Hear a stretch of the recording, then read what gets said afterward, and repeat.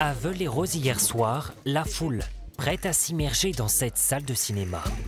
Un peu d'appréhension, d'impatience aussi, pour celles et ceux dont le quotidien est mis à l'honneur ce soir.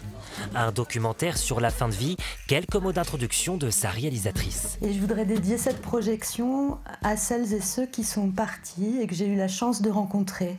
Pour l'occasion des soignants, des proches se découvrent sur le grand écran à travers ce film qui nous plonge dans leur vie, dans un service d'hospitalisation à domicile. De village en village, elle sillonne le pays de Caux pour administrer des soins à des patients en fin de vie qui ont décidé de mourir chez eux. Alors, comment vous envisagez l'avenir là à la maison? Je ne sais pas. Je voudrais m'en aller. J'ai jamais aimé cette tôle.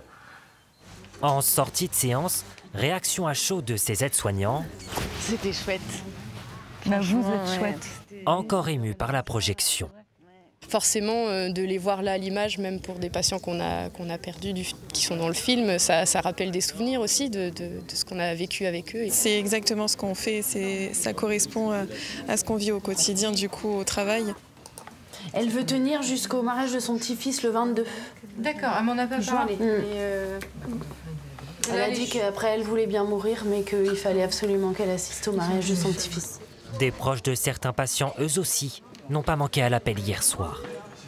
C'est la fin de la vie, mais c'est la vie, avec des gens qui gardent toute leur humanité, mais peut-être encore plus d'humanité. Et c'est ça qui transparaît dans le film.